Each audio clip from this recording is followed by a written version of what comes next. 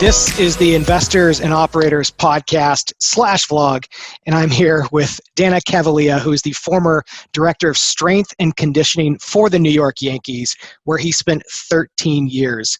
Today, we're going to be covering his career, some of the habits of quarantine champions, and he also has a book called The Habits of a Champion. We're going to be diving deep into this. I think you have 15 habits.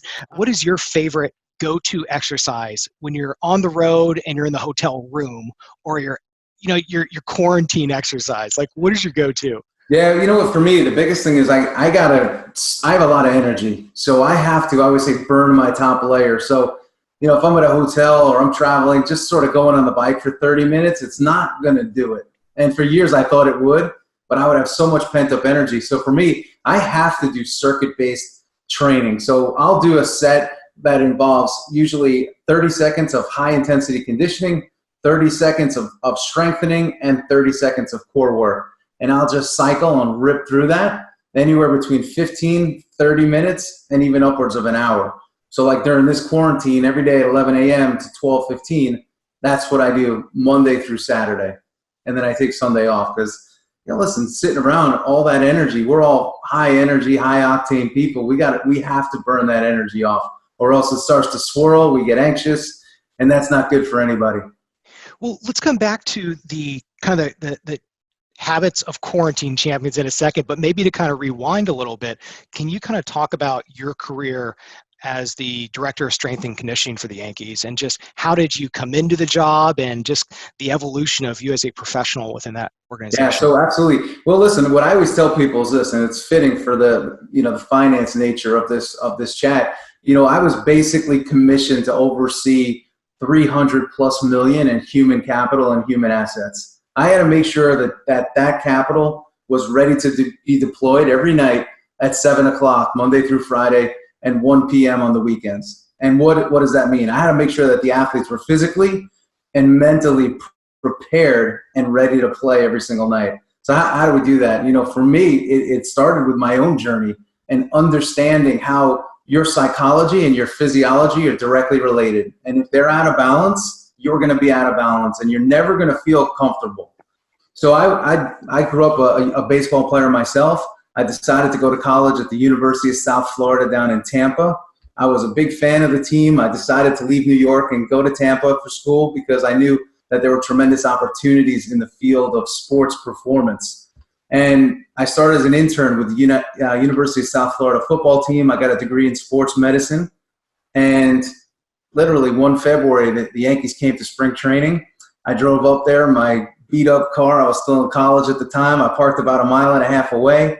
I walk up to the stadium, and I'm taking pictures through a chain link fence of guys like Derek Jeter, Mariano Rivera, Roger Clemens, just unbelievable players, sending those pictures home. And that day, I literally went back to my internship with the football team at USF, and the head coach called me in and said, "Hey, can I talk to you?" And I said, "Yeah." I thought he was about to let me go.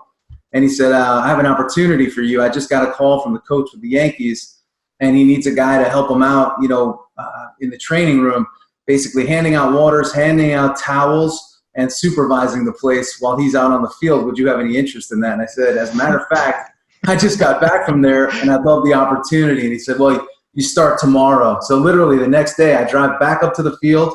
They throw a credential around my neck with a C for clubhouse and F for field access, walk me through the clubhouse, throw me in Yankee gear, and next thing you know, I'm in the middle of that field we were just taking a picture of a day earlier, and all the players are around. It was just a crazy transition, and I was 19 years old at the time, which was even crazier.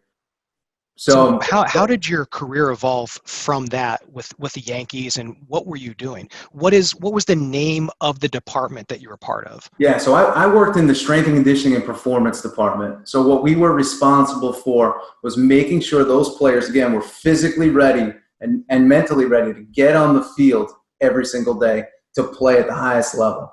And if they weren't, it would always fall on us. So if a player had aches, pains, injuries, they were too fat, they were too slow, all of that came on us. So we had to make sure that we had our players ready to go. How big is the coaching staff for that department? So when I started, it was myself overseeing the physicality, and we had two athletic trainers that would work with the players when they would sustain an injury. And together, the three of us would all work together.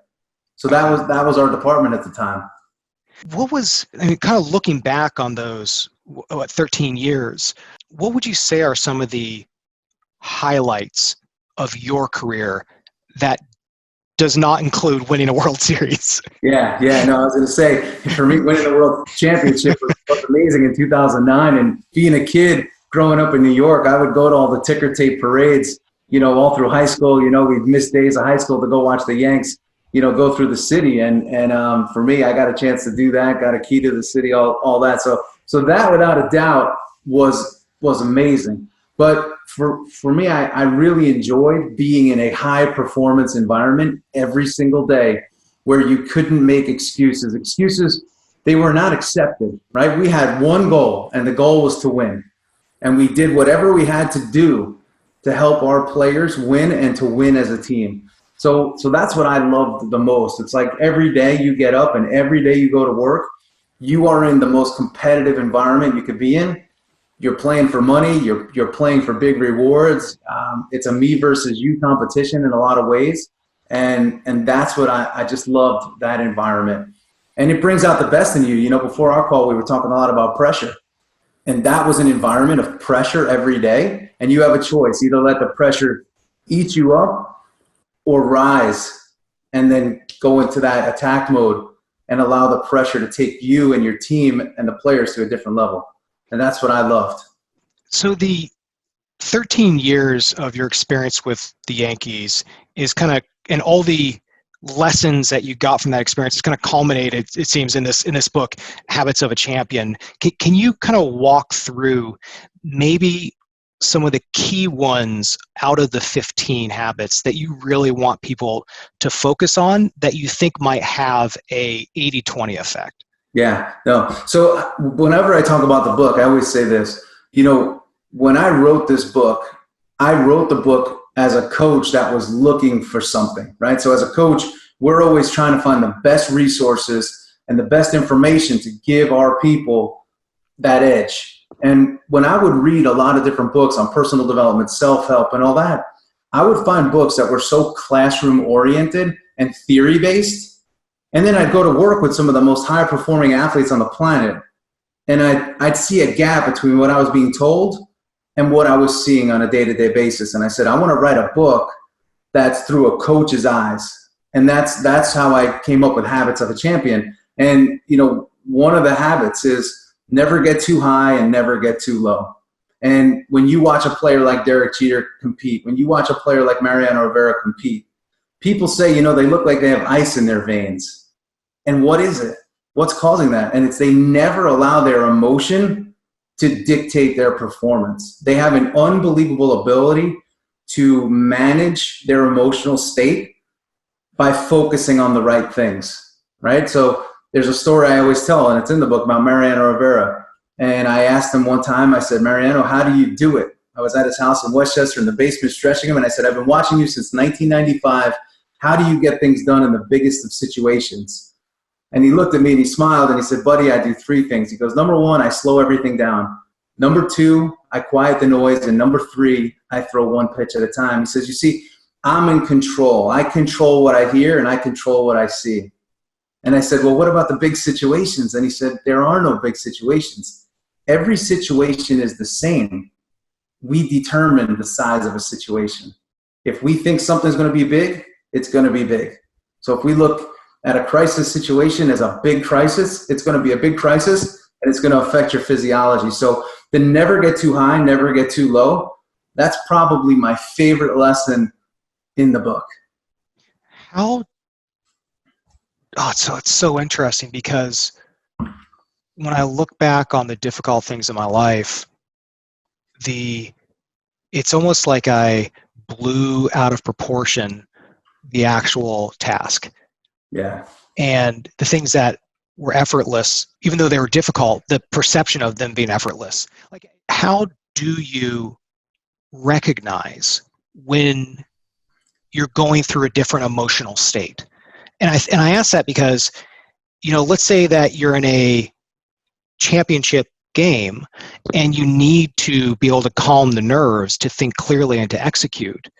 There's such a close parallel to what we're experiencing right now with a global health crisis and a global economy where it's pressure, but in a very different way. Yeah. So how do you cut through the noise, the emotions, so that you can think clearly and execute? See, again, a lot of it comes to what you're seeing, right? We all have this set of lenses. What are we seeing through our lens? In times like this, a lot of people see opposition, where you can literally train yourself to see the opportunity. There's a lot of talk today about, we'll say the word gratitude, right? Everyone says you have to have gratitude, you should have a gratitude journal and all that. What that's doing is it's simply training you to see the good when you are conditioned to often see the bad. So the difference between a high performer and a low performer is simple. They see a time like this and say there's going to be tremendous opportunity. I may not know what that opportunity is just at this moment. I even may be losing a little bit right now. But this moment in time is going to give me an opportunity that I may not have again the rest of my career. So I need to trust my guts. I need to trust my instincts. And I have to be very aware of what's going on, but I have to see it through the lens of opportunity. I'm going to watch what the markets do. I'm going to see what companies are going to go out of business that I may be able to buy at a discount. I may want to take advantage of some of the real estate that's going to come available as a result of people not being able to pay. So there's people that are seeing that opportunity. It's like at the end of a game, when the bases are loaded, you get 2 outs and it's a tie game, or you're down by a run. There's players that literally get in the box and are scared. They do not want to be up in that situation, even at the highest level. But then there's those players like a Jeter, like a Michael Jordan, that they want the ball.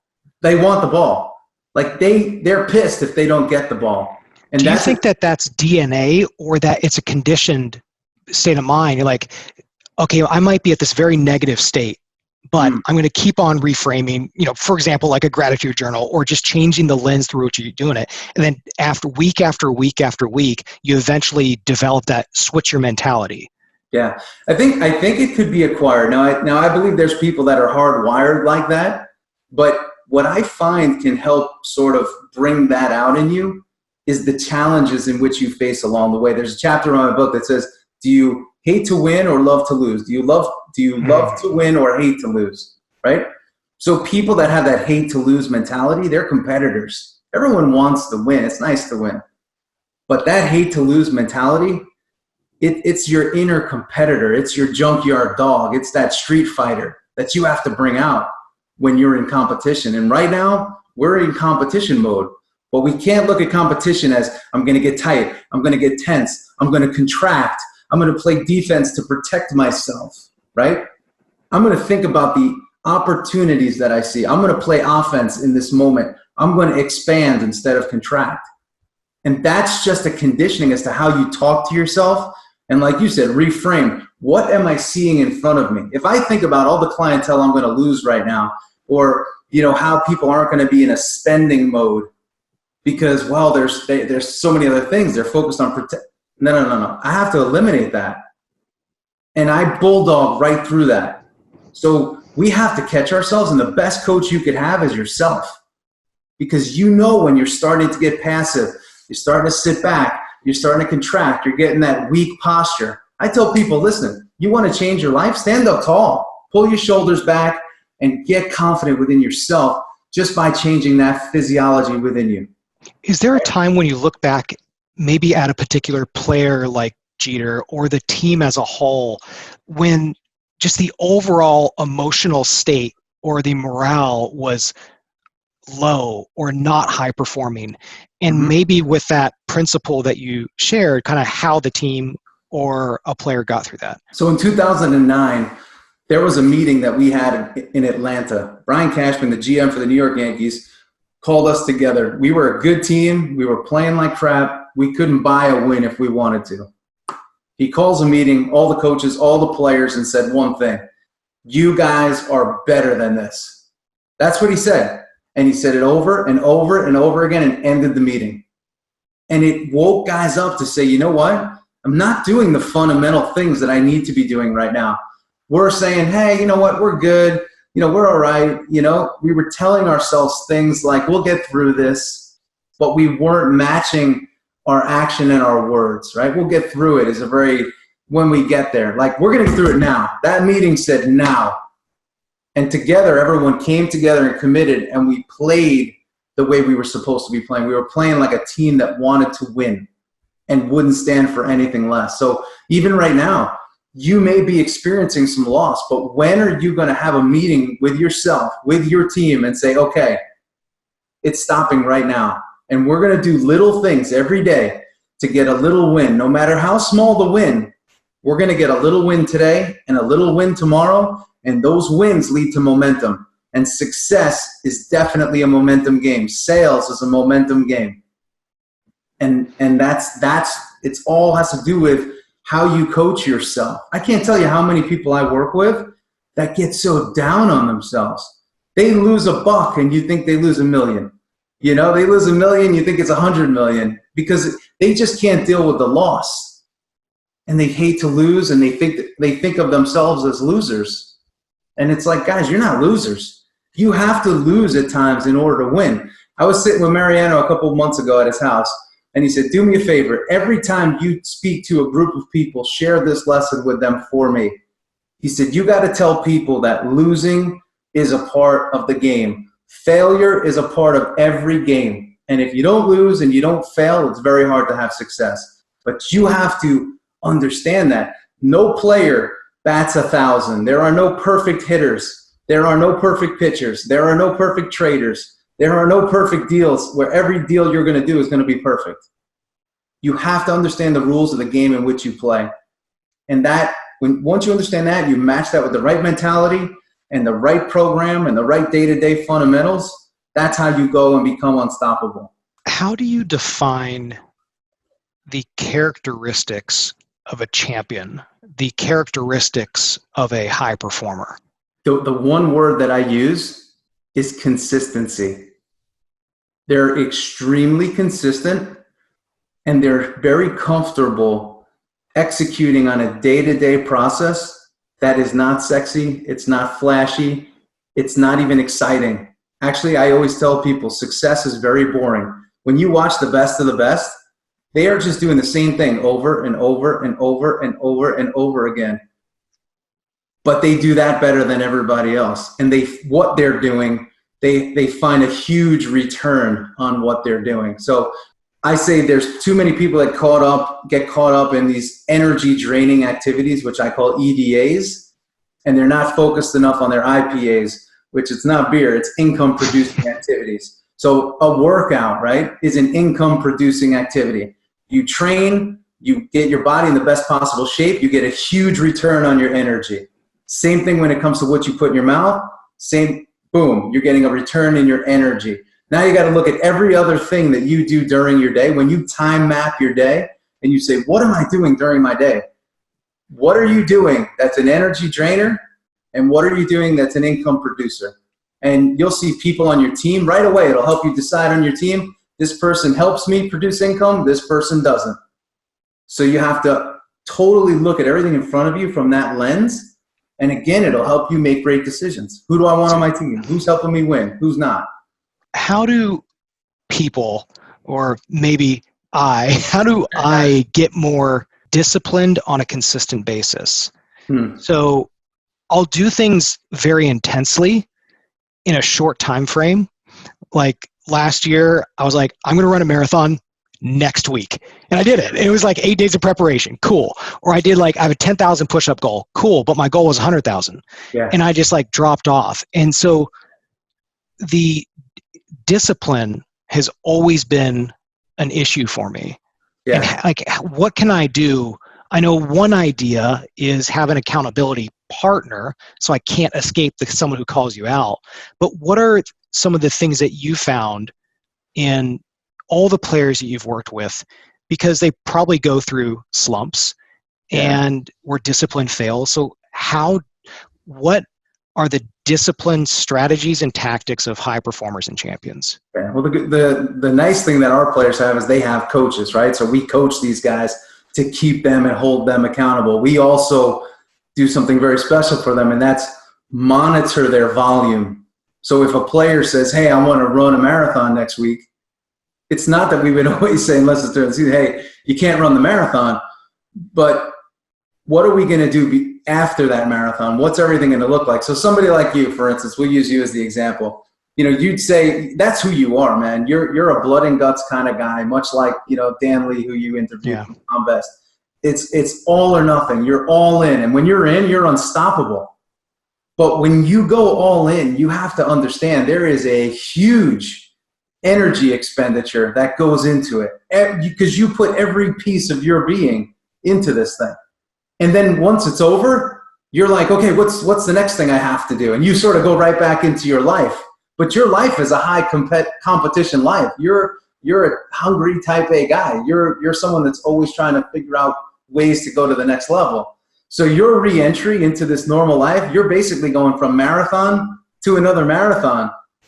And that is very draining. So what I find with a lot of the individuals that I work with, they're competitive, they're high achievers, but they don't understand how to lay out a schedule and look at the macro and look at the micro and talk about what it is they want to achieve. So they always take on too much, and they reach a capacity, and then they actually are tired, and that's why they feel like they lack discipline, because it's like, oh, I got to do that workout. I have to do this. And they don't do it, and it's just because they're tired. They'll never acknowledge it, but the fatigue sets in on a high performer and just makes them less consistent, and that's all it is. So for somebody like you, when you say I'm not disciplined, I would so beg to differ. I bet you most of your life is very disciplined, but when you get tired, it shows up in that you don't want to do certain things. I'll literally have my list on my whiteboard, like it's called the critical few. And guess what I don't do?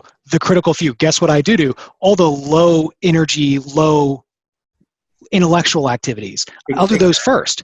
Yep. You're doing that because your brain is so smart. It can sort things innately so quickly. So you look at these things and you say, hey, that's the easy stuff. I could sort of coast through that. But to do those critical things, it's going to require more of you. And you may not have that right now. So I also tell people, listen, if you don't have it right now, give yourself a pass. Can you take a few days off and that'll help recharge you? And for some people, that often does not work. It's just they're so charged. I'm in like 7 days a week. My night shift, it starts at 9 p.m. until 2 a.m. And that's been for the past 4 to 6 weeks during this. Put the kids to bed and you do the entrepreneur shift. But I think what I'm maybe getting from this is like you have this book, off days are off days. And it's so hard as an entrepreneur. Like, what an off day means? It means I only work 8 hours. Well, an off day could also mean do those low hanging activities, right? That don't require a lot of brain power, and that's okay. That could be a functioning active off day for you. So some people think off is like totally off. I don't know any entrepreneurs or, these high horsepower people that could literally just turn it off. I'm yet to meet one. I've coached hundreds of them, and I haven't met any of them. But I really like that point, and that maybe on the off day or off hours, whatever that is, doing these things that still feel productive, but are just less demanding on your bandwidth and intellect, so that you can save that reserve and build up the batteries so you can spend it on the critical few things. Yep, and there's a second part to that too. Each of us, we're a certain type of person, right? There's people that are morning people and there's people that are night people. So we each have our peak hours of performance. So those big critical objectives, you have to say to yourself, hey, am I better at night or am I better in the morning? Whenever you're best, that's when you need to schedule doing those things. And it may not be the whole thing. It may just be a piece of it. But over the course of the week, right, if you say, hey, my peak hours are between 9 and 12, and you spend between 9 and 12, Monday through Friday, on that activity, use lunch as sort of like your halftime. And you say, hey, I'm pulling out, and then I can go do my sort of less intellectually challenging activities later. So it's just learning how you work and sort of taking off the pressure and saying, hey, I'm failing because I don't do these 3 things. I'm failing, or I'm not getting this done. And there's a lot of people that see it like that, or they start to say, why aren't I getting this done? And it's like, you're tired and you're scheduling yourself poorly. That's it. I think that's really interesting because it's easy to confuse when you are feeling bad, unproductive, or in a slump. Easy to confuse, like, am I still passionate about this? Yeah. And it's actually it sounds like one of the root causes of it is, no, you haven't got any damn sleep. Yep. Or you're not actually giving your body a chance to recuperate. Yeah, or you haven't found a way to almost distract your mind on something else. So it's like, you talk to, again, a lot of high performers. Hey, what do you do for fun? Some people say, oh, I go to happy hour and I drink. And that's the only time that they sort of take their brain and switch it. But like, what are some fun things? Hey, do you play music? What do you do for entertainment? Like, you have to turn the analytical side of your brain off because that's so natural. But you have to turn it off by focusing on the other side. Like, art will turn off the analytics, whether it's music, whether it's drawing, anything. So there's things that we can do. But again, the classic high performer puts so much pressure on themselves. And that's what I do. I spend a lot of time coaching people out of that mindset safely to where they realize that they could still be a very high performer, probably even higher than they are now, but also have time to do other things in their life.